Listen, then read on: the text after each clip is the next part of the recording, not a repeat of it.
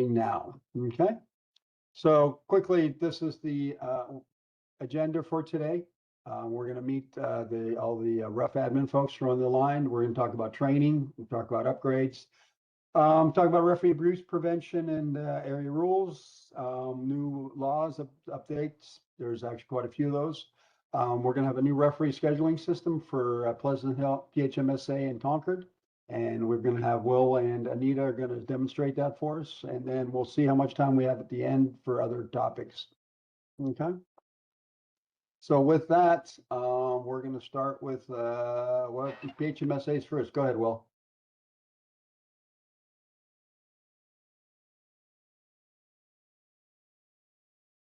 Yeah, mute. Yeah, you on mute, Will.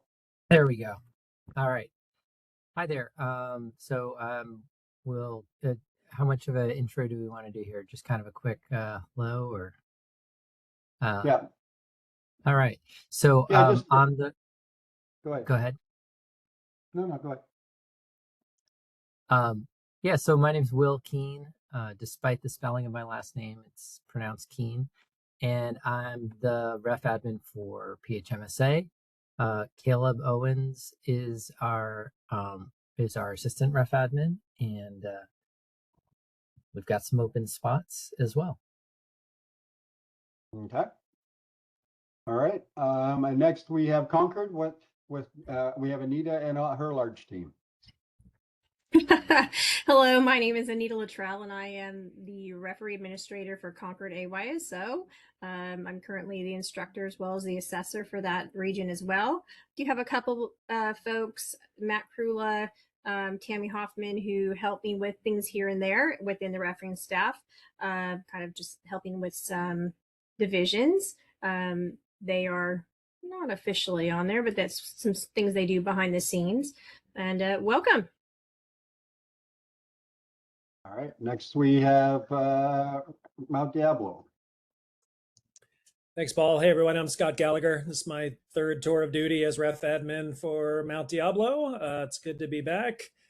Looking for some help as well. And we have Tom Semple helping us out with assessments locally. And I am the instructor, also the treasurer of Mount Diablo. But thank you all for being here and volunteering your time. We really appreciate it. Yes. Scott keeps getting revolunteered when the other ref administrators leave. So we're very appreciative to Scott to keep filling in that gap. So, all right, Mr. Holtz, you're up. Hey, good evening, everyone. Welcome. Appreciate everybody taking the time to join the call and get updated on the latest and greatest in the world of soccer. I, along with Paul and Andy, kind of run this operation. Well, Paul does all the running, but I support Paul and actually the ref admins of the various regions do all the heavy lifting. Again, appreciate everybody chiming in or listening in, excuse me. And I hope to pick some stuff up too as well. Thank you. Hey, Paul, I just wanted to mention that Aaron Seaver is the RC and the referee admin for Delta. They are also they are also working through a signer. So that's great news. We can all have games in one place. You're right. And that was my bad that I should have had a slide on here for them. I just didn't think about it, but thank you for that reminder. So You're not out there, are you, Aaron? Anyways, but yes, we have a very, well, I'll introduce myself. So anyways, like I said, I work with Rick and Andy. I've been teaching ref classes for many, many years.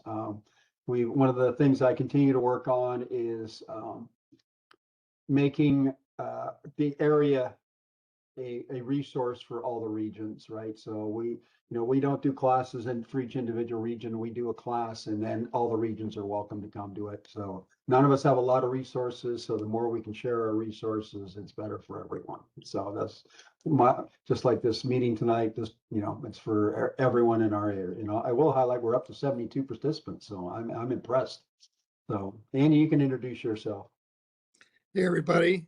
Andy Bain, Director of Ref Assessment. So that means if you have a badge upgrade to do, your intermediate, advanced, or national, come to me and I will help you through the paperwork and getting you assigned to an assessor that can gauge your readiness to move on and get a new badge. So we really want to encourage this effort, and feel free to give me a call or email me and ask any questions. So nice to meet you all. Yep, and I'll just make a quick point here is that you'll see that every one of our regions could use more help. So feel free to think about that. Pete, I don't think Pete Labrick joined us tonight. Pete is taking over kind of referee administrator for the competitive side of AYSO.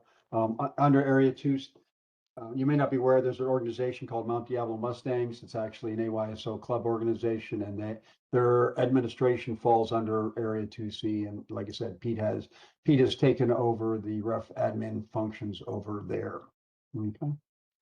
All right. So with that, I'm going to go ahead and turn it over to Anita, and she's going to talk about, somebody asked earlier about what does it take to volunteer and whatnot. So Anita, go ahead and take it away. Hello, everyone. Again, thank you for volunteering. For those of you who have returned, it's always a little bit of stuff still for you to do, but those of you who are new to the game, new to the volunteering within AYSO, it's a little bit of stuff that comes to be done up front. But then once you get your volunteering career, not everything has to be done over again. So the first thing we want to talk about is those one-time operations that we need you to do. First one's fingerprinting, that it can be done through LifeScan events, whether they are within your region, or you can go to AYSO volunteers and they can direct you where you can get your fingerprinting done. Or there are some other local places where fingerprinting, or also called live scanning, can be done. Just make sure you have the proper, what's called an ORI number. And if you need that, you can always reach out to your referee administrator or your registrar to get that information. Super important. That's a one-time operation. Safe haven is also one-time. Concussion awareness, cardiac arrest. Those are really about keeping our kiddos safe, our players, making sure that they're safe, understanding some boundaries, understanding the do's, the don'ts, and just, getting the right stuff to make sure we keep everyone healthy. Obviously, concussion awareness, kind of self-explanatory. Sudden cardiac arrest is also self-explanatory. You don't have to take them more than once. There sometimes are updates. Do recommend, if you see something with an update, to take that, just because it's always good to have more knowledge. And then your referee badging. You start with a regional referee unless you start at 8U official, and then you have the opportunity to do what's an upgrade, intermediate, advanced, and national. And those are offered a little bit differently than the regional referee classes are, but they are offered throughout the year. We generally, as an area, have an intermediate class in October. Currently, there is one on the calendar. Of course, that's going to be demand pending, but hopefully many of you regional referees who've been doing this for a couple years are willing to take that next step, so you can follow your players as they grow in the program. So those are the things that are one-timers. Things that happen annually, or maybe a little bit of a different cadence, maybe not every year, but sometimes maybe it's 18 months or 2 years or so. Volunteer registration. Every volunteer, regardless of your role, whether you are a coach, a team parent, a board member, a referee, or any other actual registered volunteer, you need to do your registration annually at the beginning of the season. What that does is helps to initiate any background checks that need to be done if you're due for that. And it also lets us know who's out there helping us out at different locations, whether or not you are a referee or coach and so forth. The background check is a 2-step process. It's generally about every 2 years. Oops. Seeing he's showing you kind of the form you'll see within your your AYSO account. That will be for those using Sports Connect. In League is a little different, but it does have basically the same information. And then we have Safe Sport. Safe Sport is also about 1 to 3 years and has different updates. That's not required for youth referees. Neither is the background check. That's going to include some information from the parent, but Safe Sport is an optional learning for the youth, but not for the adults. And then we want you to come to an annual referee and keep continuing your education. There's lots of information out there that helps keep us growing and ever learning new things. And we're going to talk about those tonight. Here's a good example of the referee requirements. When you go into your AYSO account, on the left, you'll see the different categories. Sometimes it just looks like the avatar, and other times it spells it out depending on if you collapse that side panel. But it'll tell you what you need to do. So if you look at this one, it says that Paul needs to renew and update. If this was, I don't know if this is an actual one or not, I'm just a screenshot, but it would say risk status. You can see off to the right, there's like a little compliance concern. It's a yellow triangle. So that says that he needs to go ahead and submit his background, sign up for a volunteer. It also gives you a date as far as when expiration is.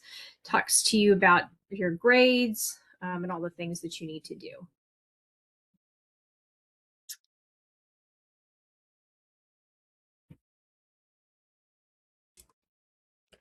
All right, I think that's my cue. I'm going to talk about referee training. So as Anita mentioned, there are levels of refereeing. The intro course is the regional referee, which is generally aligned with a 10U match. So that is your initial class to get your referee badge and certified to support the kids. You can see here a host of future opportunities to take the field session for that. Generally, this class is broken into 2 pieces. I don't think we're doing any in-person classes this year, but there's an online module which essentially focuses on the laws of the game and AYSO and soccer.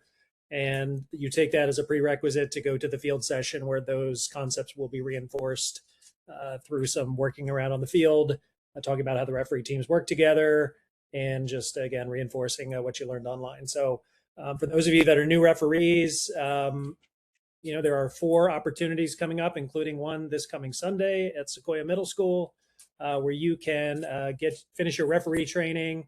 And when you finish this, and then you finish the training that Anita just shared on the other page, you are able to join our teams and help the referee corps. And I think for Mount Diablo, I know for Pleasant Hill as well, earn referee points for your teams that they need for the tournament at the end of the season. So one other item too, if you're ever wondering, hey, what was that schedule again? If you go to the Area 2C website under the referee page, to Paul's point, we're trying to collect all of our training classes for the entire region in one spot. So if you ever want to remember what that is, just remember Area 2C refereeing. And Chris, yes. Quick question on the schedule. If you go back a page, August 26th is a Wednesday. Do you happen to know whether it's Wednesday or Thursday? It is the Wednesday, so we will get that updated. Okay. Thank you. Thanks. Yeah, and by the way, these are already in AYSOU, so that would clearly be accurate. We'll get this page updated. Thanks for calling that out. And Chris, I see your question online. I believe it was Pleasant Hill Middle School, and we just changed it to Sequoia. Is that right, Will? Yeah, that's right. We're having picture day all day at Pleasant Hill Middle, so it'd be a little tricky. Oh, you even wrote change on there. Look at that. All right, so awesome. Okay, let's keep going. So that's your basic class, your regional referee. Focus on 10U, and then we have, as Anita mentioned, badge upgrades. So we have an intermediate level, an advanced level, and a national level, and they are generally aligned with age groups. So intermediate class is generally aligned with a 12U game format. Advanced is 14U, and national and up is really 16 and above. So it's a great idea if your kids are going to continue in AYSO and you're a referee to keep your skills up. And each of these classes really helps build your skills for the next level of match. There's nothing better than your kid signing up for a team and then the team and the coach realizing, hey, there's a certified referee here that we can rely on almost every single week so that our kids can play. So if you want to be the most popular kid in class, it's great to keep up with your training and keep supporting your children as they kind of move up through the ranks. As Anita mentioned as well, generally these classes are kind of on demand if we get enough people to sign up. There is one on the books for intermediate here in October. So sign up in AYSOU.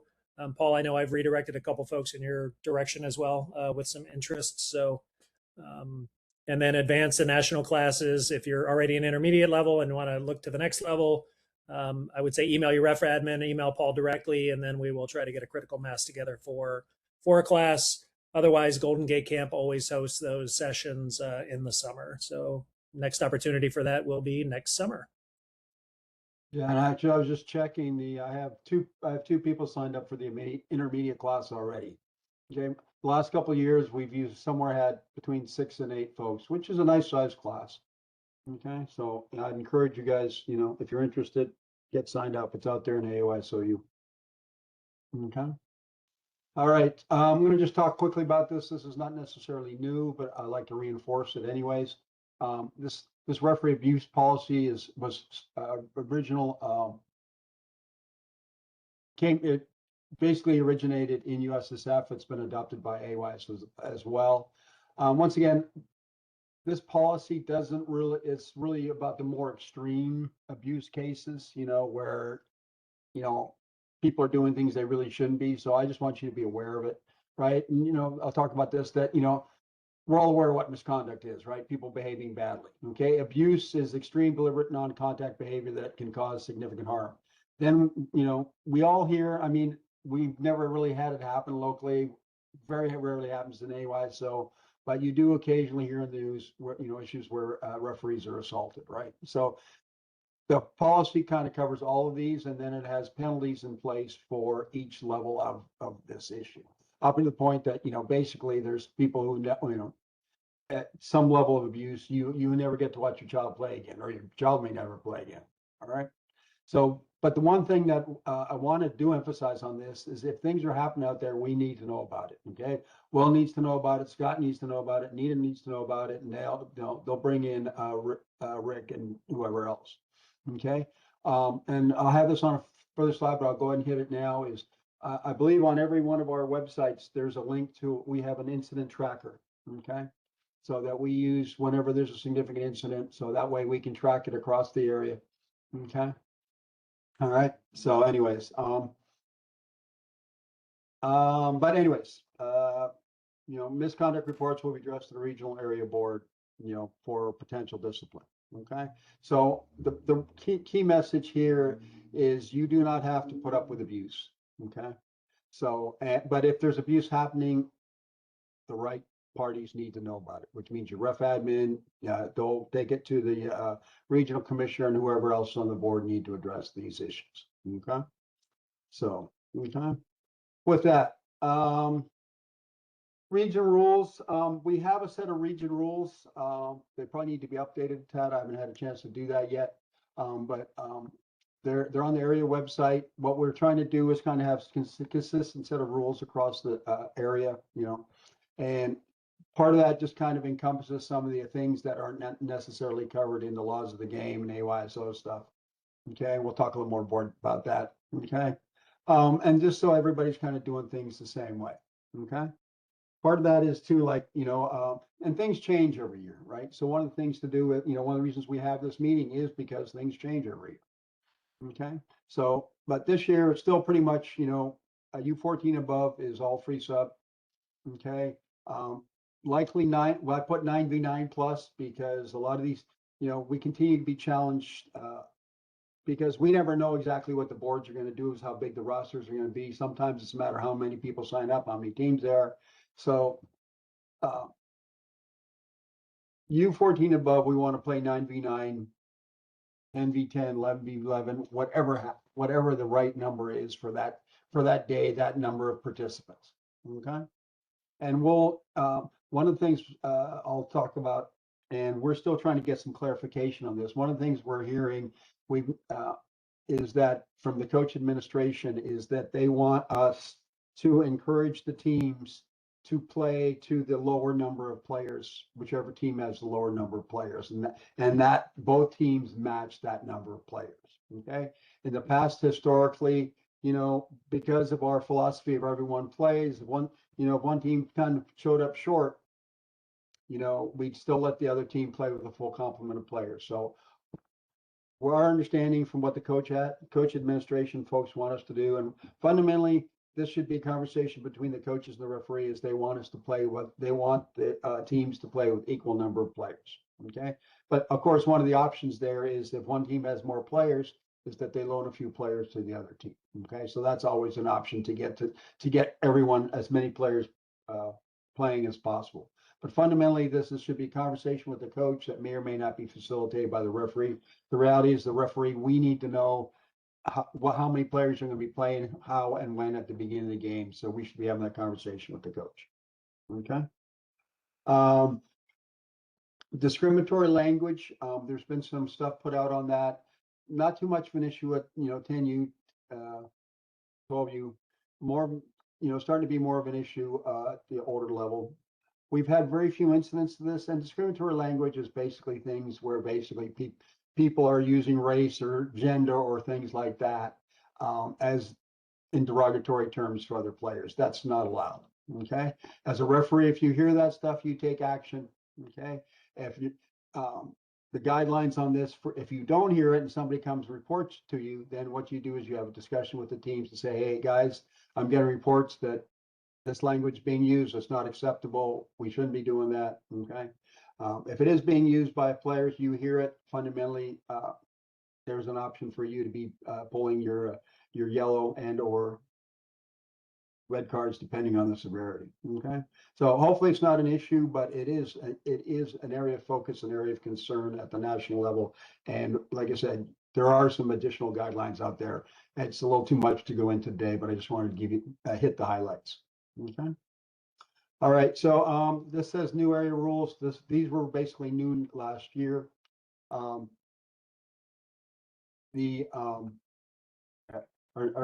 If those chats are you asking me or is that just a general question?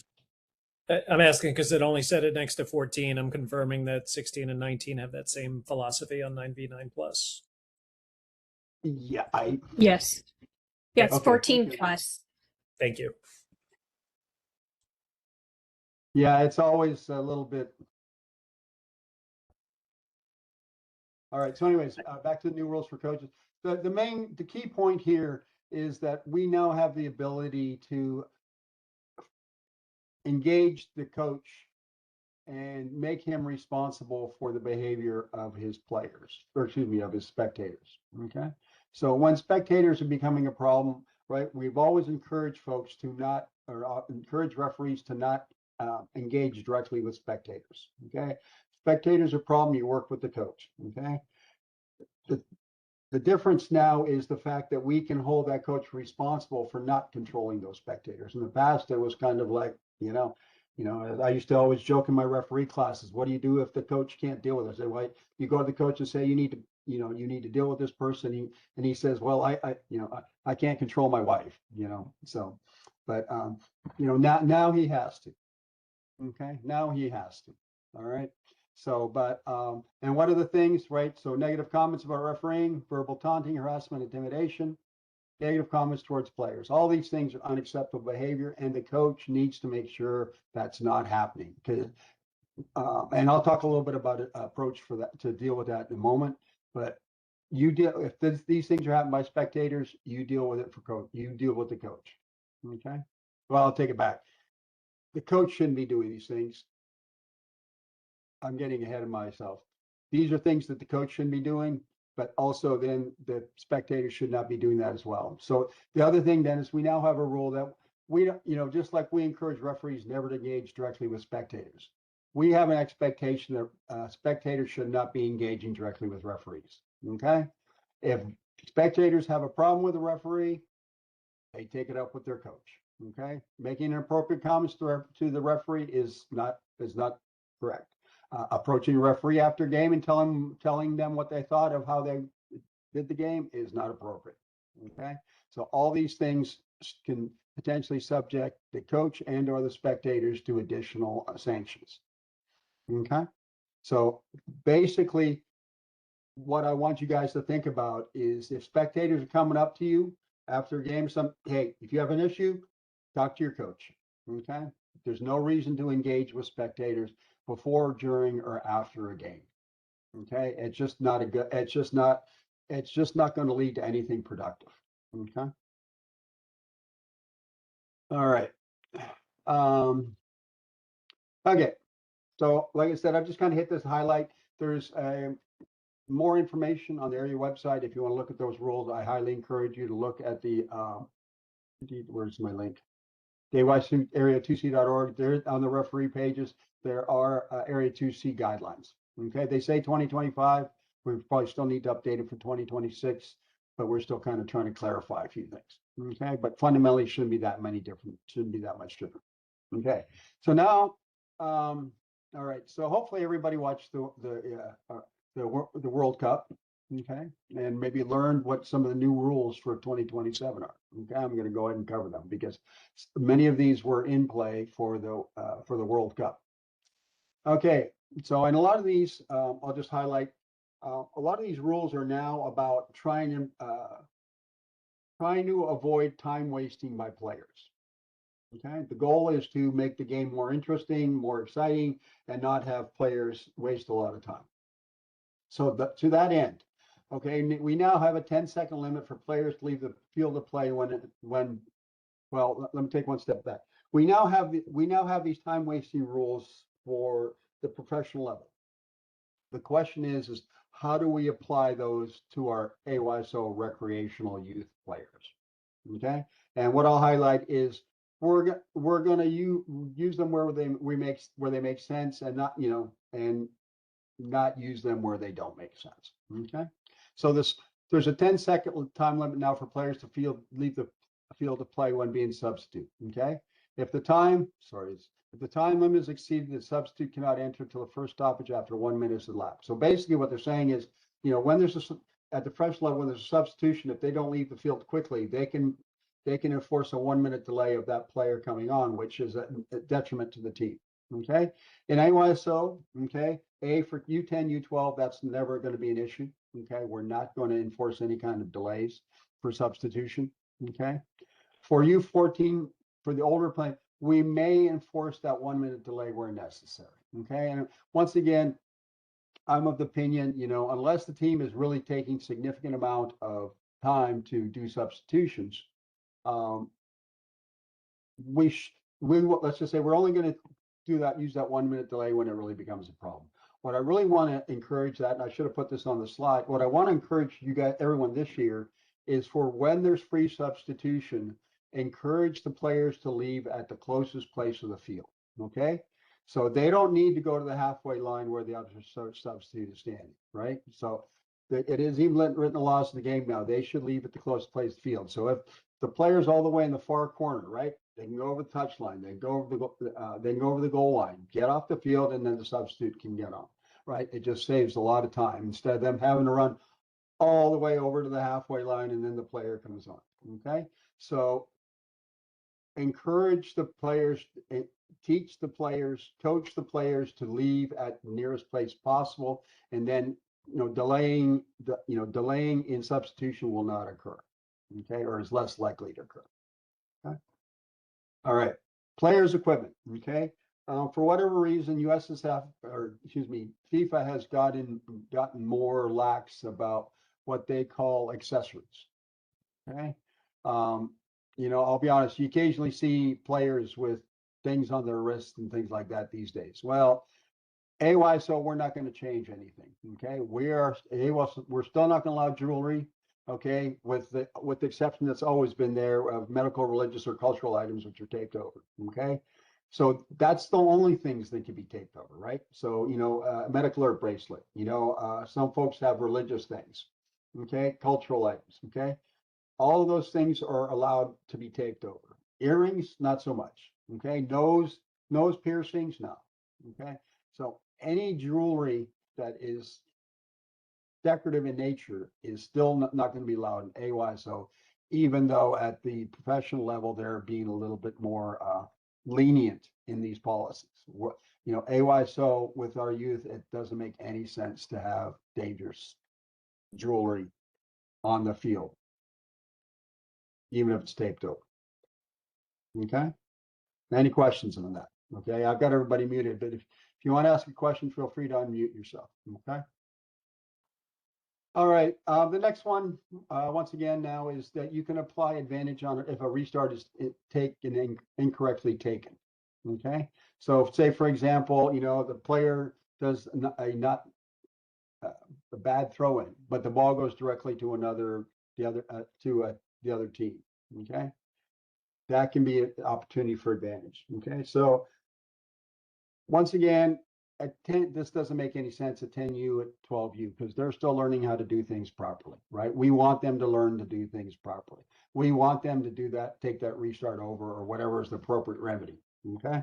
Maybe at the older ages, if you're a more senior experienced referee, you could occasionally let these sort of things go. But, you know, just be aware that you can now play advantage if a restart is taken incorrectly. But just remember, we're not really going to do that for the younger players. Okay. All right. Back to time wasting again. So players who receive treatment on the field of play or who cause play to be stopped because of a apparent injury must leave and remain off the field for 1 minute after play has started. So like I said, if you watch the World Cup, you saw this, right? So if a player is injured on the field, okay, and they are treated on the field, they leave the field and they have to wait 1 minute on the field. What this has done, and I saw this specifically in the World Cup, and you know, this is a bit of a challenge. I saw a lot of players that go down and, you know, they're down for a minute or so and then they pop up eventually, right? Because it, you know, if something happened to them, they just need 30 seconds or a minute to recover. Okay. So that's fine. Okay. So how do we deal with this in AYSO, right? So first of all, at 10U and 12U, we're not going to do this. Okay, at 10U and 12U, and the section has put out specific guidelines. We're not even going to force those younger players to leave the field. Okay. So quick aside, the reality of this situation is for AYSO, if we have a player that's down that needs to get treated on the field, the reality is that player should be substituted. That's really how we want to deal with this, right? At 10U, 12U, that's primarily what happens anyway. If the coach has got to come on, you know, it's better if they just go off and, you know, sit out till the next quarter and have a chance to recover, right? Okay. So, but once again, it's not a requirement at the younger ages for them to leave the field. Okay. U14, 19, we will continue to allow players to return to the field once play resume and not inform us to 1 minute delay unless necessary. Okay. So, you know, once again, this rule is there because professional players occasionally go down to stop play. And then, you know, then it's a whole big thing. And once again, there's time wasting, et cetera, et cetera. We don't have that at the youth level. Okay. So we would only enforce this if we think it's going to be an issue. Okay. And once again, just like I talked about, you know, how do we reduce time wasting with substitutions? Well, there we want them to get off the field as quickly as possible. How do we minimize time wasting with injuries? Have the player substitute. Okay. That gives the player an opportunity to recover. At U14 and above, they can be substituted back on at the next sub break if they want. Okay. All right. So anyway, so that's what I want you guys to think about, not necessarily, you know, how we follow the letter of the law for FIFA, but how do we make it so that we don't have to worry about these things? So the key to managing injuries is have the players substituted, and then you don't have too much of an issue. Okay. They can always come back later. And then that way they have an opportunity to recover. All right. These are some of the more technical ones. So I'll just cover them quickly because I've got them in law order. Okay.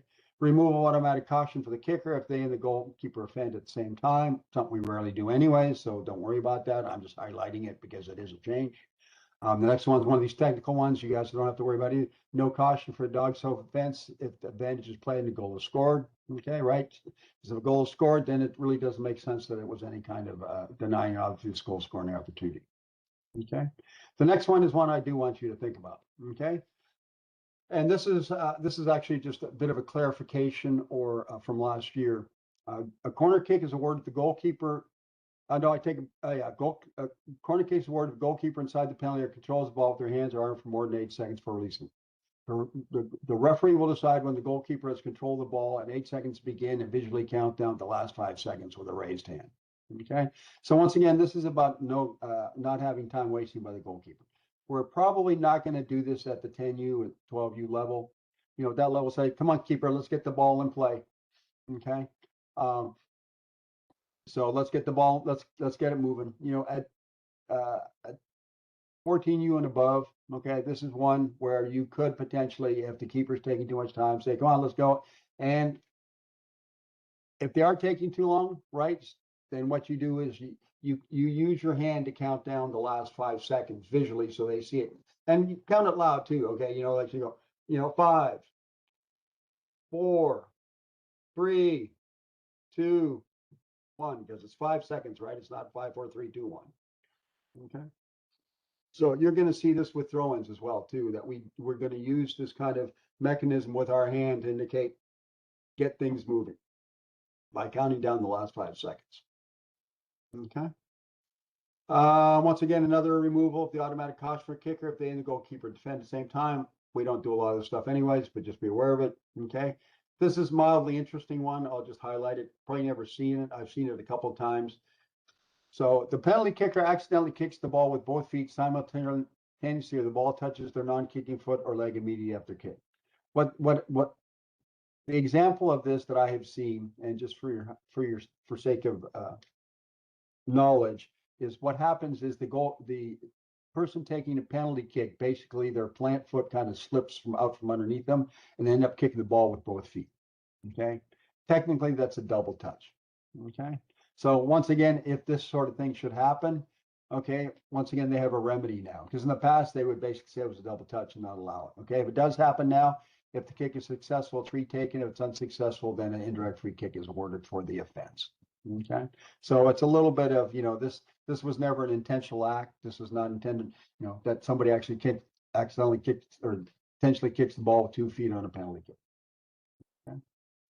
All right. So here's another time wasting issue. So once again, I talked about that 5-second visual countdown. Once again, we use our hand and our arm, and once again, it doesn't have it can be both visual and audible, right? 5, 4, 3, 2, 1. You know, we're going to do that with throw-ins too if they're taking too long. Okay. Once again, most of these time wasting rules we are not going to enforce at 10U, 12U. You know, I want you to kind of understand them, right? Because as you get older, as you move up to older games, you should be aware of these. Okay.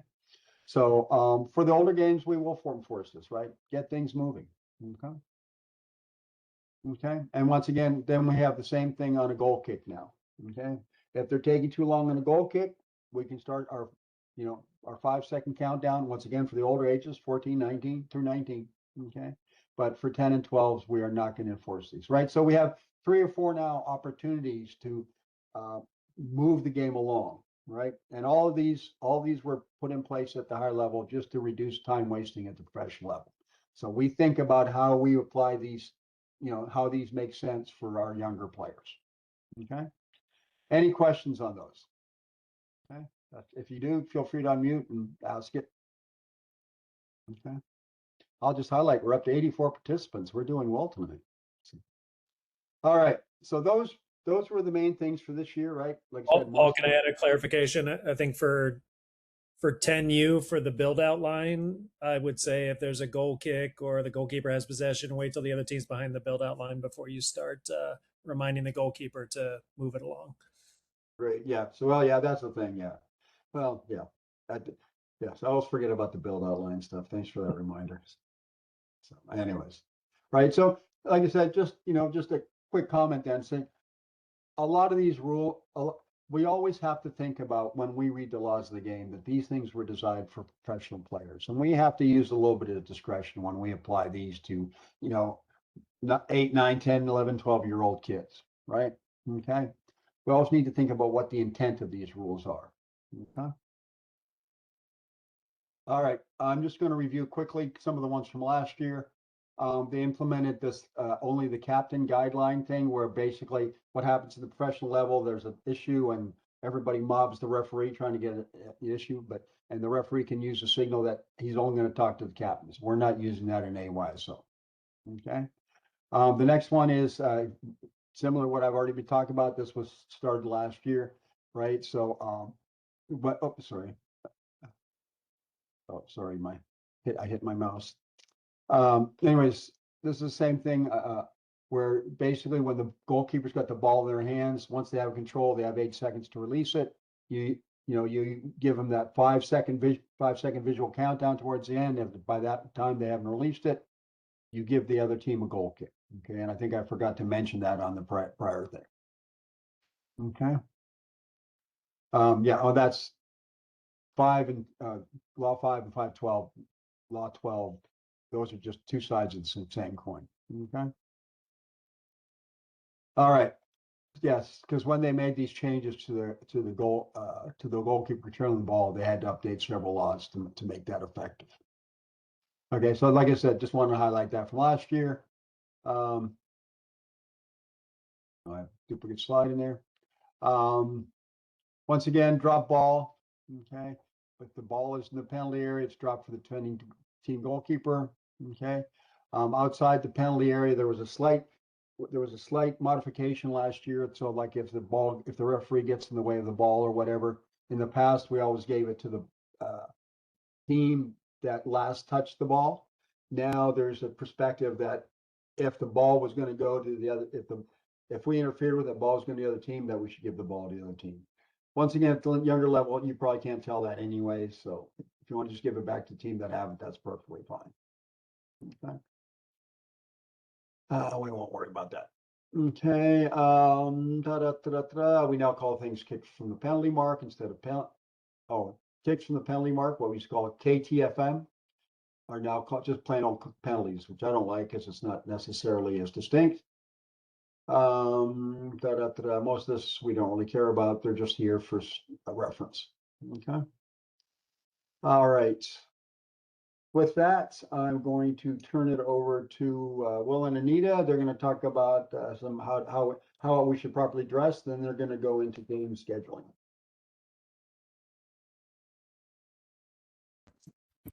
You're muted, Anita. There we go. All right, who thinks they're dressed appropriately? What do you think, Will? I think we got one right. Gosh, I think there are some things that I recognize as looking like a referee. They look pretty much like referees, but something doesn't look quite right on a couple. It looks like we're missing a badge on one. Some socks are socks in the middle down. I can't tell if they're down or not. We have flags for each of them. Well, for the most part, other than the badge missing, I think we're mostly good. And then is that hat correct? Is that what you're trying to highlight, Paul? Does he have the correct type of hat? Yeah, it's not terrible, but it'd be better to have one that did not have some other logo on it. So. Right. So when we talk about hats, we want to have hats that are all black or AYSO, US soccer only. Go ahead, Will. Yeah, I think it's tough to see on the photo because of the lighting, but the socks are down on the ref in the middle, and so like one thing just to look professional, you want to have your shirt tucked in, your socks pulled up. And we don't mean to be mean when we come out and we say, "Hey, can you tuck your shirt in?" We're just trying to all look professional. So if you hear us, if you see one of us out there or a fellow referee, and they say, "Hey, tuck it in," but they're just trying to keep us all looking sharp and even that way, if we're trying to fake it till we make it, then at least we can start by looking the part. Right. Well, I'm just going to throw one other quick point in there. Yeah. So we want everybody looking sharp out there, right? If you look good, it gives you a certain air of authority. But the other thing we want you to do is, I know a lot of you guys show up to your games with yellow shirts on, and that's fine, but if you're not refereeing a game, don't be standing on the sideline in your referee uniform. Okay. Either throw a light shirt over, jacket over, take your jersey off, something. So like I said, it's not confusing. It's about what role you're playing on the sidelines. Okay. All right. Will, who am I going to give control to here? I can Anita, stop. I do. I have. yeah, I for the have assignment part. the signer open. Okay, I'm going to stop sharing. Anita, I've got it. I don't know if do you have it set up for, I have it set up with a test account. So it'd be the non-assigner, like the Oh, let's official use view. one then. Let's Yeah. use that one. Okay, great. Yeah, I'll go ahead and pull it up. While we're doing that, there's a couple questions in the chat, Paul. Maybe we can look at one of them. Is a jewelry question. Apparently, permanent jewelry is a thing now, where there's no clasps to take it off. So, meant to be worn all the time. So, what are your thoughts on permanent jewelry? Well, I hope it's nice and soft. Yeah, and that's one of the things you're going to see occasionally now. I have seen some earrings that are, like soft, like rubber earrings. Okay, rubber earrings I don't have an issue with, right? But yeah, permanent. I have a real issue. I don't. Well, whatever. If they got hard jewelry, whether it's temporary or permanent, if it's a danger to the player, they don't get to go on the field with it.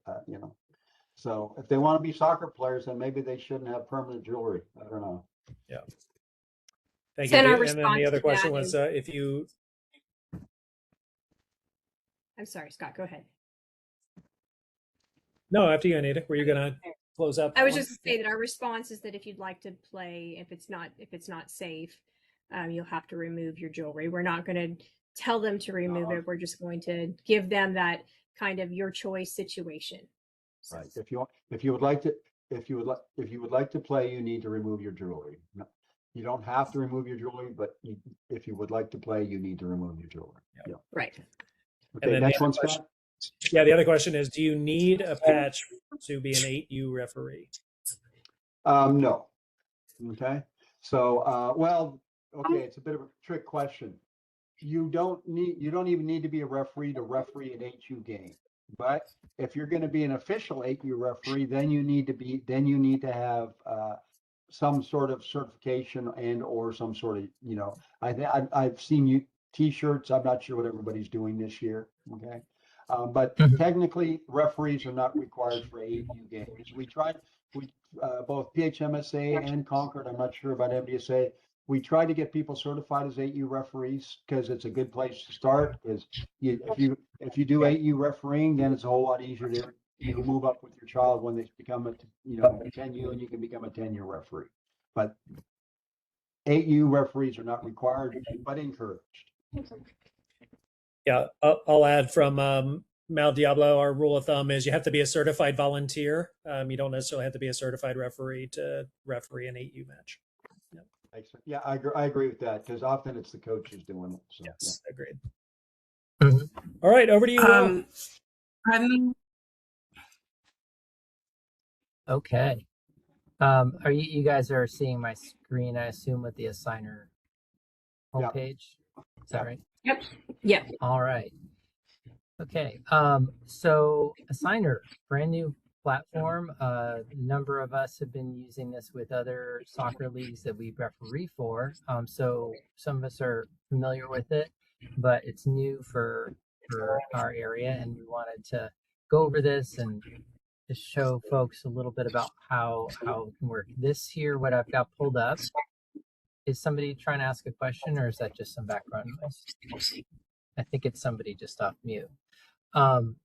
But what I've got pulled up here is I just created a test account. So because normally when like Anita or I are in here, we're seeing some different options because we're administrating it, and so wanted to show the view that you guys would be seeing. So this is my test account up here. this is the home screen that you land on. Anita, did you want to cover anything on the home screen? So if you kind of scroll down, you can see that there's some games that are populated in that screen right there in the middle on the 22nd. I think you can set as to whether you want to just show your games or all the games. So that kind of gives you some kind of a monthly, and you can kind of see it in a couple different views. But as we'll scroll down, this is, I wish this was at the top. I'm going to see if they can't make some changes, but here's some announcements down here. And here's where we will probably give various types of announcements throughout the season in addition to our messaging. And we might be also putting the rules in here if we can't find a way to upload documents, which I think we can, but that's another question. So thank you for giving us our what do you call this?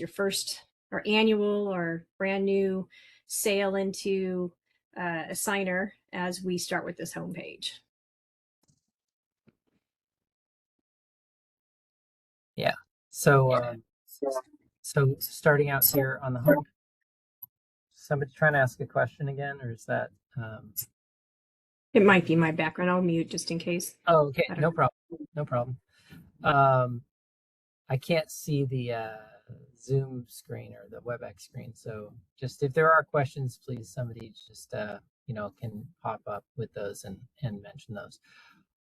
So then as far as what you're going to do, if you aren't in Assigner yet, and you can go ahead and set up an account proactively yourself in here by going to assigner.com and then ask to join the site. But the easiest thing is just to ask your ref admin to send you a link to join the site. If you haven't already gotten it, they can, you know, whether it's Anita or I, we can send you a link that will that you just click through and it'll let you be part of our Area 2C Assigner site, so that you can see the games and all that, and then set up your account within that. So that's, I'd say, step one. As far as getting your account set up, basically you can go into your profile once you have set up a login, and then you'll just put in you know, basic information, contact info. You put in emergency contact. This is a test one, so I put myself. But you can put that sort of information. Sort of, you know, what I would recommend is, you know, putting in some contact information is helpful, because what you then, if let's say you're running, you have a question about something for your other referees that are there, that are going to be assigned to the same game, or you're running late for some reason and you need to let the other referees know. Having that info in there, then within the app, you can actually either you know, just find your other referees' info right in the game that you've been assigned to at that time, and so that's really helpful. Also, adding a photo helps, again, for just being able to recognize each other out there on the field. Any other things with the profile, Anita? So just some things that aren't necessary, but if you happen to be a USSF referee, you see there's information about financials, up to you if you want to add those. They're not relevant to our program. But if you are a USSF referee, there are other clubs that use Assigner as well that you can be linked to. We don't have access to any of that information. As you can see, even parts of your birth date and such are you know, blocked out. We you know, we're not pulling that information. I would recommend putting a cell phone in addition to your address and email, because you can also receive text messaging. For example, hey, we need referees today at whatever field. So that's something that the assigners, the ref admins, can go ahead and add information in there. So it's a pretty easy, complete form there. Will and I have also been adding people to groups. So like if you are a PHMSA referee, a Concord referee, an MDSA referee, which we don't have all the MDSA referees because most of your games are housed, unless you're on an away game, are housed in InLink. You are certainly would like to have you in here so that you can sign up for games wherever you want to, not just an MDSA, although they have plenty of games that need coverage. You know, we're going to put you in different groups. And then, of course, the big overall one, which is Area 2C. So we'll try to do those. I don't think they can't set their Yeah. admin or anything, right? I mean, their badge level. Can you scroll down? Good question. I don't think so. No, it's not here. That must be just an admin. So I would say recommend in the notes area, if you have some sort of restriction, not a bad place to put it. It's pretty much all going to be self-assigned, but it's also a good place to put information like your badge level. So if you are an advanced badge, if you are an intermediate, and maybe what region you're with, if you're someone that is brand new to a region, or like maybe Will knows you but I don't, or you're with MDSA and Scott knows you but neither Will or I do. We want to make sure everyone gets the games they can, but we also don't want to put you allow you to do a 14 or 19U game if you're a regional referee and it's your first year, because you shouldn't be even signing up for those. So the photo's fantastic though. It helps us a lot. Yeah, definitely. And to Anita's point about level and badge level and being able to be assigned to the right type of games, when you first set up your account, there's this concept that as assigners or admins that we set up in here on your account based on what your badge level is, but we have to do that on the back end. So when you first get in there, there's not going to be anything. It's basically going to be set at 0. So if you set up your account, you go look at the game, you're not able to sign up for any, that's probably because that hasn't been set up yet. So just let your ref admin know, and what you can do is just shoot them if they don't just let them know that you're not seeing the games that would you should be able to sign up for. Let's say you're an intermediate ref and it's only letting you sign up for 10U games, or not letting you sign up for any games. Go ahead and let your ref admin know. Let them know. Send them a screenshot. What we usually do is just the easy way is in Sports Connect. If you look at your volunteer page, it'll have all your credentials there. It'll say all the safe sport, live scan, everything's complete, and it'll show your badge level, regional, intermediate, whatever. So if you just take a screenshot of that and send it over to me, and we'll see, oh, you've finished your regional referee, I'll go ahead and add your permissions so you can start signing up for games. Anita, is that work? What would you recommend? That's perfect. I think that's the best. I think it's the best way, because we can't really see into each other's association. That's something we have to go up to area because we're regional staff. Right. I mean, we're able to go and confirm. It's just a lot, and we do that on a regular basis, but it's just as far as looking up every single person when they sign up, it can really save a lot of time if you can send that over. Let's see. Should we move on to the restrictions? I would recommend not using these.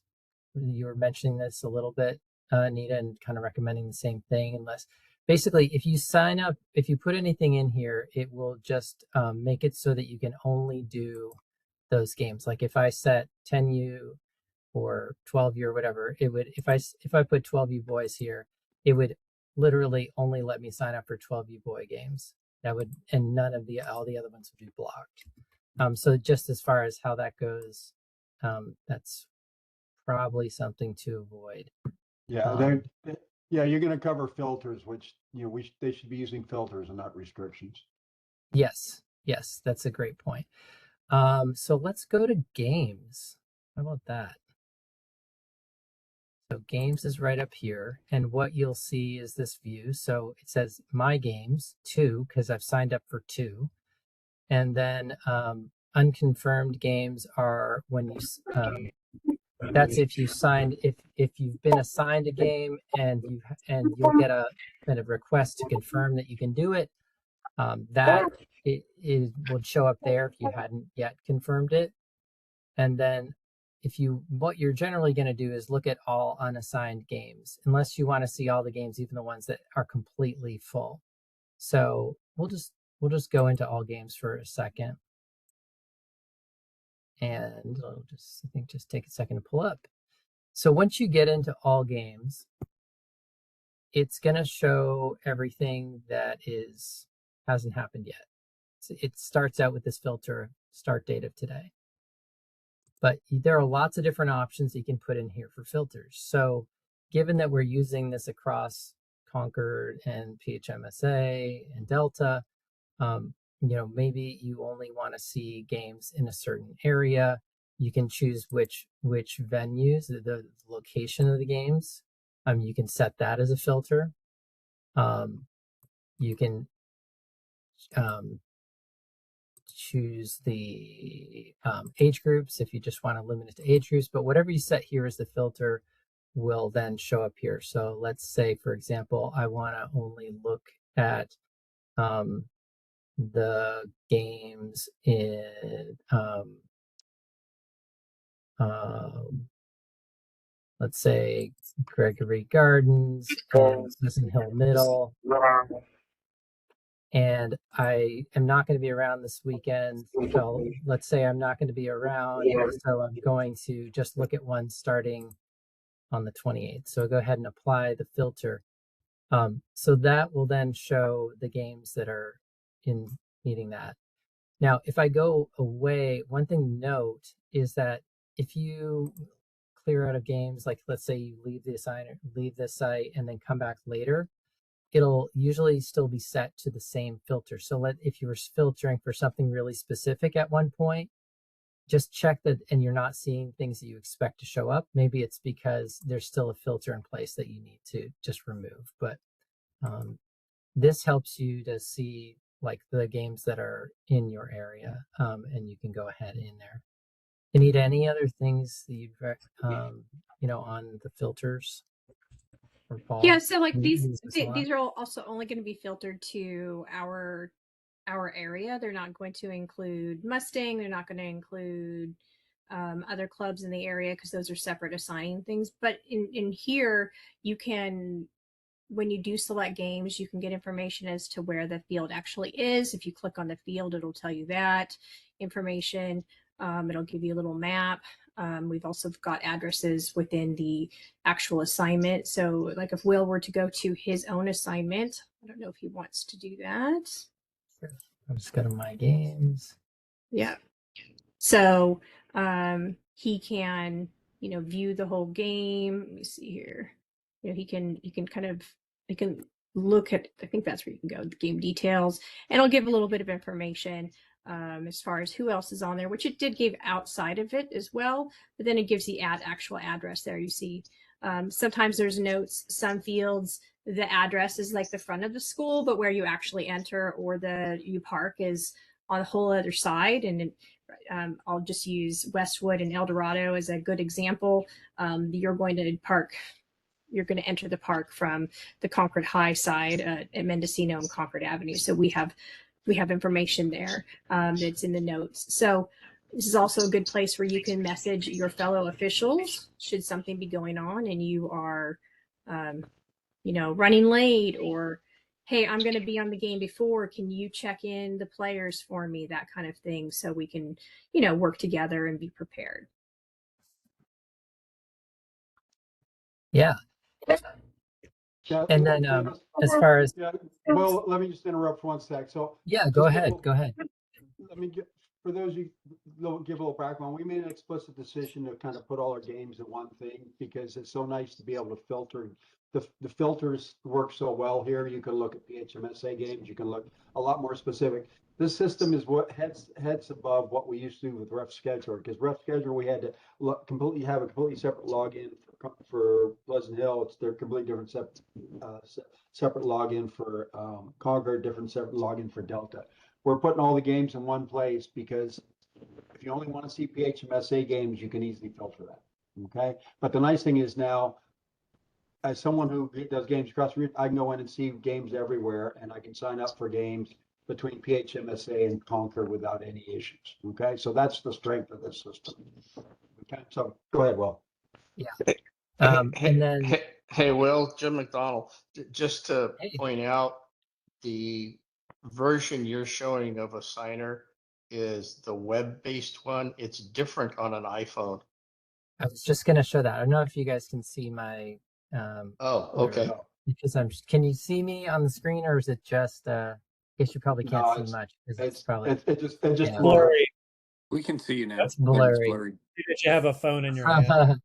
Hey, Yeah, it's a one phone. thing See, on the, there's a phone. It's on there. But it is a hey, different Will, view.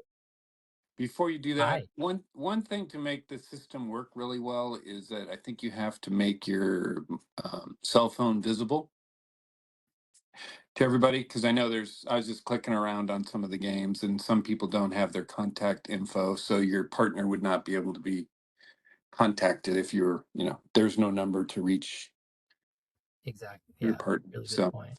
that Yeah. that should be, I know people want privacy, but we're referees. We're all public. Yeah. And maybe I can stop sharing and then show my phone. Would that work? Well, I don't know. if you can, We if you could see connect, your phone. It was just blurry.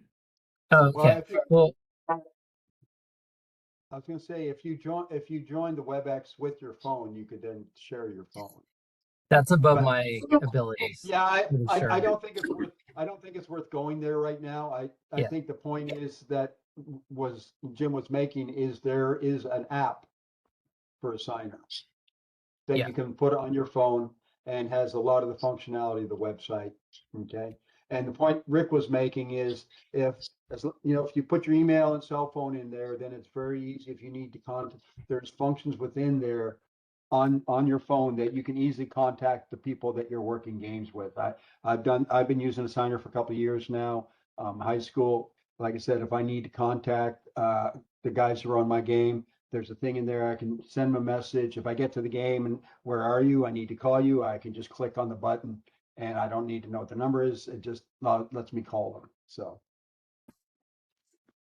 Yeah, Okay. and that's on the phone version, that's a key difference, that it's got the little chat button or call button, so that you can message or call people through, text them or send or call them directly from your phone. So it is really handy. Obviously, it doesn't have that on the website version. So let me jump back to screen share. Going back to, as he goes back to that, I recommend getting the app on your phone if you have a phone that is capable of that. If you don't, it's okay. You can do this on a desktop, or you can also just use the desktop version on your phone if you don't want to use the app. Some people don't want more things. I don't know why my video is not working. Sorry about that. It's on. The other thing I wanted to kind of bring up is that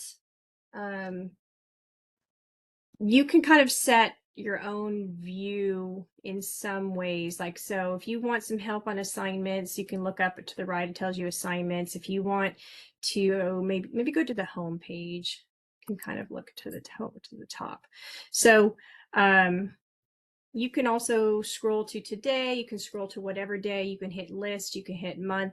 List is not a bad place because it allows you to see them in a different view. That is not exactly the same as like it's on the app. It has a little bit of a different view.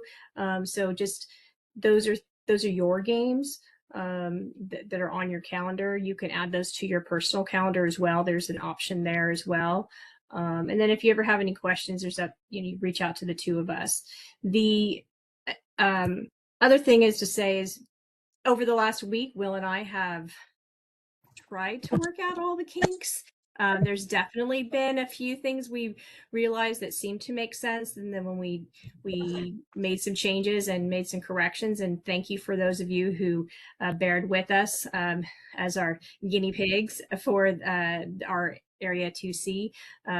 This is a far better program than Rep Scheduler. It is secure. It's only available to those who have appropriate logins, which is AYSO volunteers, which are coaches, league administrators, and the referee assigners and officials. But they only have the limited information that's appropriate for them to have. I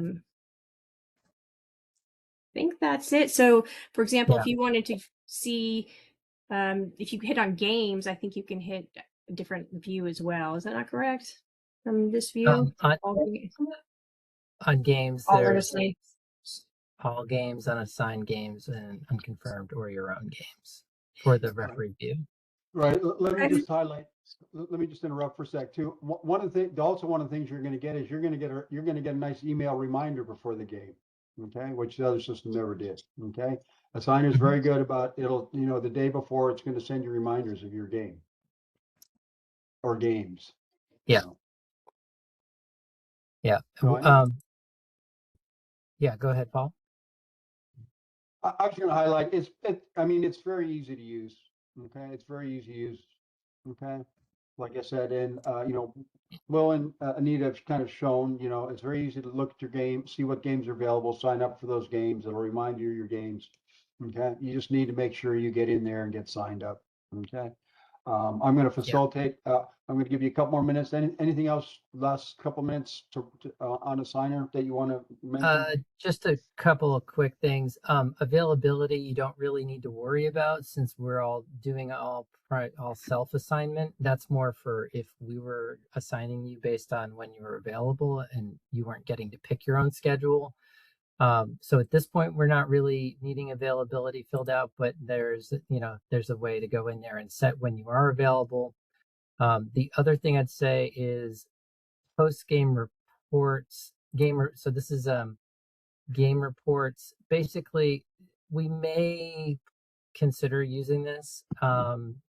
It just depends on so talk to if your ref administrator decides that you're going to do game reports.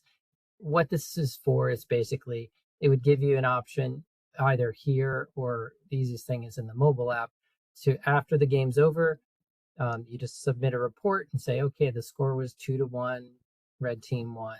And if there were any issues, you can just note it right in there. You could say, you know, this and that happened, or there was a big gopher hole in the field or something like that. To any issues that came up, you can submit that right in there and it goes to your ref administrator.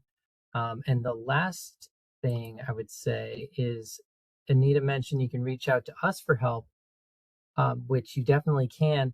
For working with the app itself or the website itself, they have really fantastic help available either here down in the chat bubble, where you can just search their help. You can directly message and essentially it'll come back. They have a chat bot that will give you instant responses to a lot of questions, and an actual person will get back to you if it's during their hours and your question wasn't already answered, and a lot of support resources for you to be able to, like videos, screenshots. They've really got a pretty fantastic help set up there, and you can use that as a resource as well.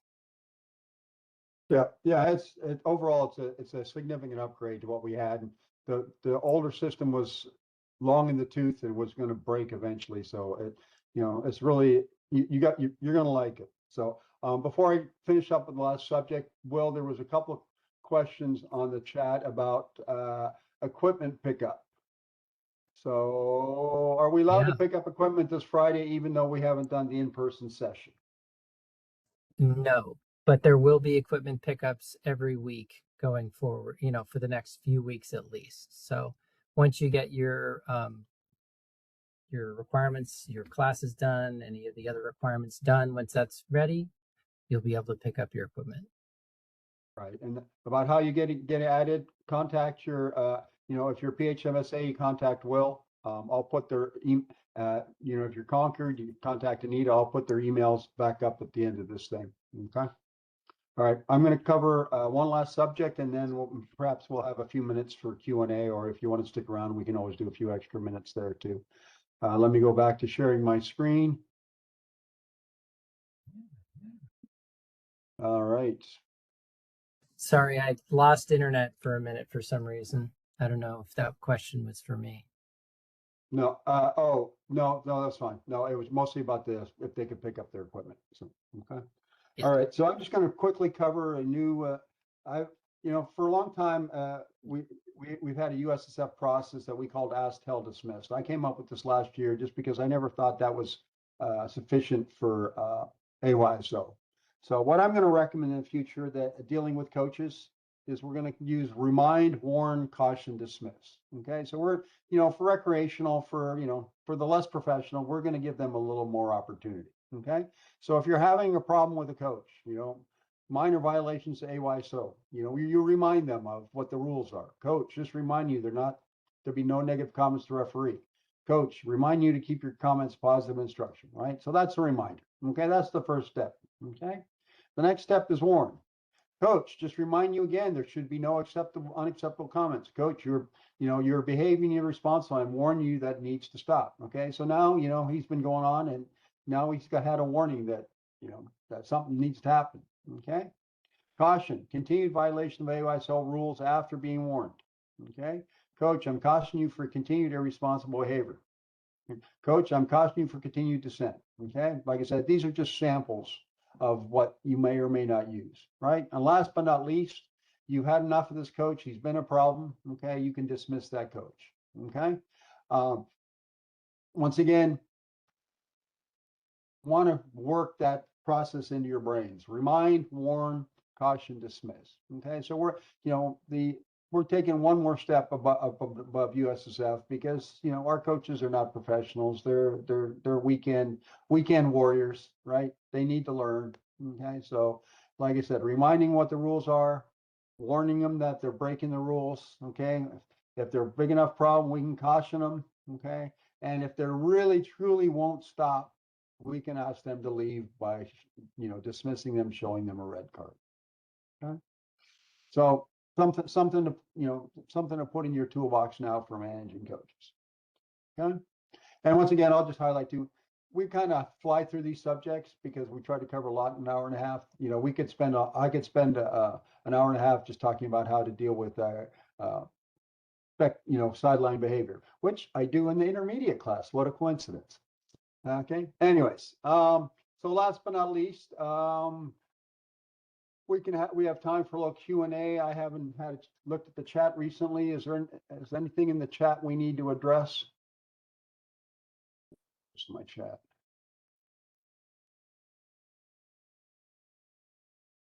Where'd the chat go? Got too many screens open. I can't find the chat. Okay, I'm going to stop sharing. So one of the questions was, if you sign up for a game, do you always have to accept the confirmation email afterwards? Yes, please accept your game in either the app or on the desktop within the platform. That way we know for sure you're coming. Otherwise, it'll say not confirmed. You don't have to necessarily do it from the email. You can do it from within the app, within the program. There's a confirmation the app's email? the easiest way. Because usually it's only confirmation if they're assigned, right? If they self-assigned, I don't think it requires. No, if you self-assign, it does ask you to accept it as well. Okay. Well, maybe for me, because we're assigners, maybe it looks different for us. Possible. Okay. All right, but yes, okay, it doesn't hurt, right? So, and like I said, you should get a reminder. So, but you also have a nice view of what your games are. Okay. Let me look. For MDSA, what do we got? Just to be clear, will we know whether? Once again, once you're a full-fledged referee and you're part of the organization, your referee will be sending out weekly emails, on issues like do you need to report scores and whatnot. Currently, it's not required to report scores, right? Will and Anita, and Scott, currently referees are not reporting scores. Correct, right. That's correct. I think the only exception if it's out of control, like a really lopsided game, is we're trying to avoid those. That's something maybe the coach, and you can keep record of it, but the coach would then report that and we can keep record of it as well. You can put it in the game report if you want, just so then you don't have to worry about remembering, Okay. but it's not required. All right. All right. There was some questions about offside. I'm not sure we have time to drill into that. I'm going to just, well, it's okay. Well, I'm going to open up the mic. Well, if you'd like to ask a question, like I said, I think we've answered most of what's in the chat. But if you have any other questions, feel free to open up and let me know what they are. I will stick around here till as long as anybody's willing to stick around to answer questions. So go ahead. If you have a question, go ahead and unmute and let us know what it is. Yeah, I was just wondering what some clarification on my offsides question from earlier. What do you consider an offside player being engaged in the play? If they don't receive the ball, they don't touch the ball. If someone has to mark them or whatnot, should we flag that? I'll give you my 2-minute offside spiel, right? So Thank you. First of all, a player, as an AR, we spend our life judging whether players are in offside position. There's 3 requirements for an offside position. In the attacking half of the field, ahead of the ball and ahead of the second last defender, right? So all 3 of those are required to have an offside position. Being in an offside position is not an offense, okay? So we judge, first we judge that offside position. To have an offense, you need to have one of 3 activities by that player. A, they get they interfere with play, which means playing the ball. B, they interfere with a defender, or they interfere with the opponent, right? Which in most cases is either standing in this line of sight of the keeper, or coming from an offside position to no, hold on, I'm getting myself confused here. Interfering with an opponent, right? So yes, no, so I'm not okay. So yes, generally the main thing of interfering with the opponent is being in the interfering with the keeper. Third one is interfering with play, which you rarely see. It's means the ball either comes off the goalpost or off deflects off somebody, and then they play it. Okay. So once again, you judge an offside position. Okay. Secondarily, you judge whether that player is actively involved in play. Okay. Then if that's true, then you raise your flag. Okay. And let the referee know that in your opinion, an offside infraction occurred. Okay. So within that, do you have a further question? Yeah, I guess just a specific situation is, if the offside player draws a defender, a defender has to mark them. No. There's nothing about that in the laws of the game. Okay. So a goal scored would be good there. Once again, existing on the field is not involved in play. The fact that somebody looks at him that's not how the laws are written.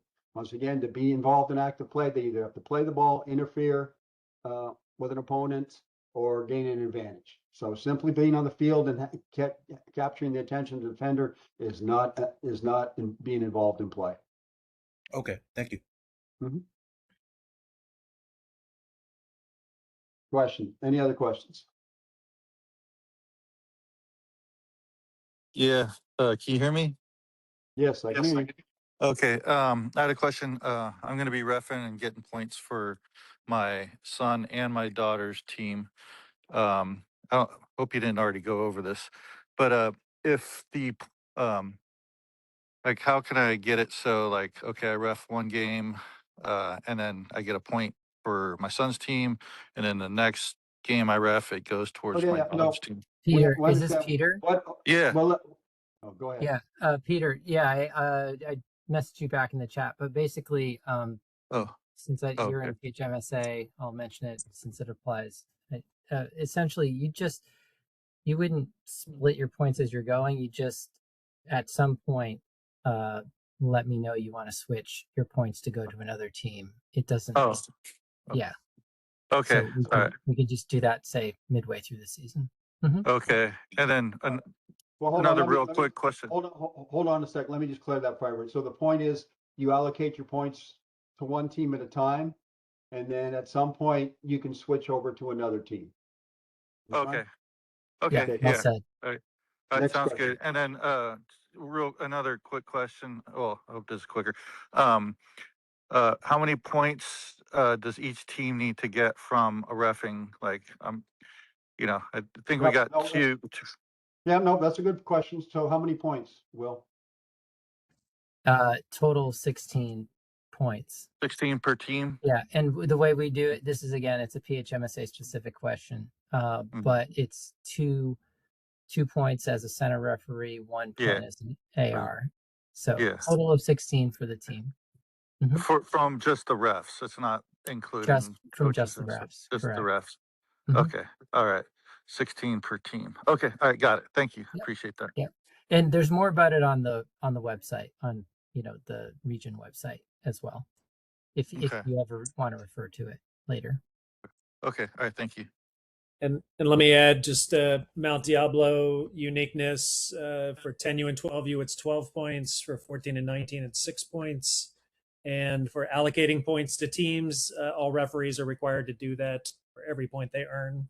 We have an allocate points menu in league. So if you don't allocate it to the team, they don't get the points. So that's, I'm sure you'll be seeing that email reminder from me starting mid-season every single week. Scott always likes to highlight the additional functionality in the game leagues. Yeah, that's Well- fancy. That's more advanced than I can handle. Hey, Yeah. Will, can I ask you a question? For PHMSA last year with Ref Scheduler, you could see like an ongoing tally of the points, like on the website. Yeah, So we'll how have do that we? again. That was Is not that- that was outside of Ref Scheduler, so it's something we'll still have. Yeah. It was a different website. Yeah, we'll still have that. Yes. It'll be we'll still have that available to share, and we'll have it posted. Mm-hmm. Okay. Yep. Good Keep them question. coming.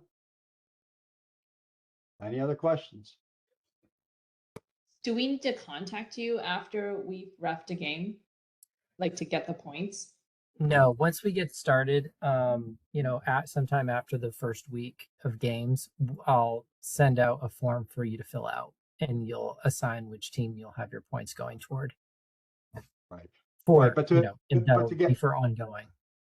But to accumulate the teams, Will's going to look at the assigner schedule and see which games you've done. That's how you'll get your points. Once you filled out the form and said who you're allocating your points to, he will be picking up the points off the ref scheduling system assigner. Yeah. So on that note, if you pick up a game after you get to the field and you didn't do it on the assigner app, or you did it, you're at the field, you had all your gear, as you should always be bringing all your gear with you to the field, even if someone else is assigned to, someone else is on the game. If you Well, pick yeah. up a game, go back into the scheduler and add your name to the game, and maybe even put a little note there. Well, the question Just is, has a functionality. can they? Well, okay, that's the question: is can they assign after the game, or do they need to send you an Yes, email? as long as it's the same Yes. day. Okay, as long as you get in there the same day. So if you didn't make it the same Yeah. day, And then you might send- even be able to go back, but you can definitely do it the same day. Okay. Mhm. Yeah, that's another thing ref scheduler couldn't do. So Well, Okay. I remember last year that, I'd be at a game and they didn't have an assistant referee. Well- And I was like, okay, well, here, I got my stuff. I'll do it. And then I just contacted Will, and then he put me in, even if it was like an over a game that I couldn't qualify for because I had the badge high enough. He would override it and say, yeah, you can go ahead and side ref that game and get the point for it, or assist ref, not sideline ref. Well, whatever, assistant ref it. But that's how I got like quite a few points. Understood. Yeah. All right. Yeah. Let's. Always Any other have your gear. Good point. Any other questions out there? Hey, Will, it's Ken. Hey, I did the certification classes, but I have not done the field certified to up to my refereeing. Do we have a class set up for that, or is that something we can talk about later so I can do Sunday. under Sunday 14? Sunday morning. Go in AYSO, signed up for the Sunday morning class. Okay, I'm not gonna. I've already done the class in the field training, but I just haven't gotten the certification. Oh, to- so you've done So I- you did the field I did- class. Right. I just haven't done a game where somebody's watched me to authorize me to do that. Oh, not are you required. talking about for intermediate? Yeah. I Right. think so. Yeah, So I that's can do right. Because you did the under 12 intermediate and class. 14. Right. Yeah, definitely. You can email to me and I'll get you in contact with if you've got just message me, just write me an email and we'll follow up on that and find Okay. out about getting you there it's an observation. Right. There you go. Yeah. Okay, yeah, well, there was a question earlier about if the PHMSA WhatsApp group was still active. At the moment, I mean, it still exists. Whether it's Okay. active, we're TBD. Like some people still use it occasionally, but it's not actively managed. So, yeah, if Okay, that's fine. if somebody wants to volunteer and help encourage that, I am absolutely very enthusiastic about welcoming you.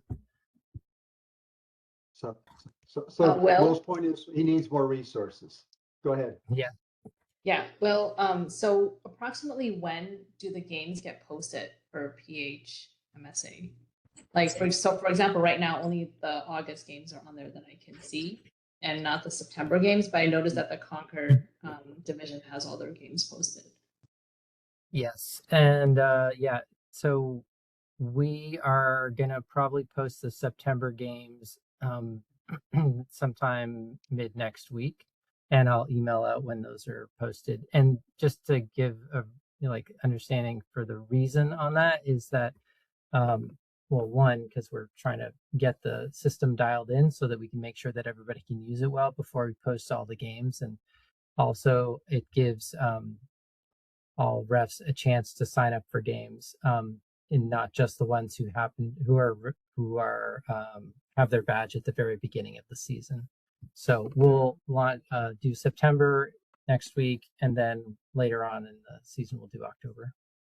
It also saves a lot of work when all of a sudden they decide to change a lot of the schedules. So true. Okay, thank you. Yeah. Well, this is Carol. So I just want to confirm that I heard it correctly, that if I don't see the request game in the web version or in the app at the level that I can do, it's because the badge hasn't been uploaded yet. Right. And just message me. And I already sent you the email. I just wanted to make sure that I heard it correctly. Gotcha. That's probably what's going on. And it's just like, one of the, just us getting everything set up properly. So okay. Easy to take care of.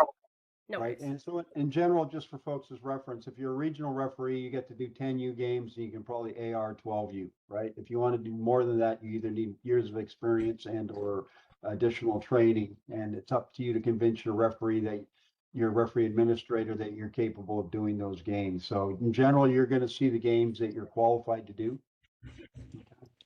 So if you're not seeing those games, you got to work to get that qualification. Also, if you came on as a coach, but you haven't finished your certification and we loaded you as a coach, you're not going to be able to see you're not going to have any ability to sign up for a game. So if you're a coach, but we didn't know you were a referee, so maybe Will knows you, but I don't, and I loaded you as a coach, it would just show coach rather than official. But if you're both, we'll open up that opportunity for you to realize matches. We're getting started with the signer. We're going we're working through issues. So, there might be a few bumps in the road, but overall it's pretty easy to use. But if you have a question, contact Anita, contact Will. And what I'm going to do right now while I'm thinking about it,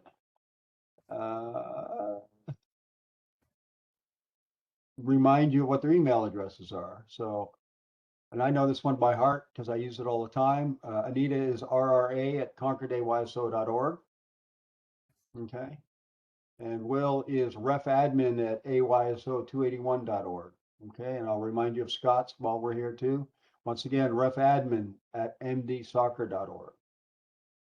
Okay. And if you don't remember that, go look at your region's website, look at the board page. Their emails are listed, next to their names there. All right, last call for questions. Okay. All right. Well, I know we had a high of over 80 people at one point. We're down to 49 now. So I'm just going to thank you all for taking the time in your evening to learn a little more what you need to be doing this season. And yeah, thank you all for stepping up and refereeing. There's never enough of us. Okay. So we do appreciate those that do. Okay. With that, I'm going to stop the recording. And I'm going to, any last comments? Scott, Will, or Anita? Thank you, everybody. Thank you so much for. Really appreciate you. Yeah, we do. All right. Good evening. Have a good evening, everybody. We're ending. Thank you.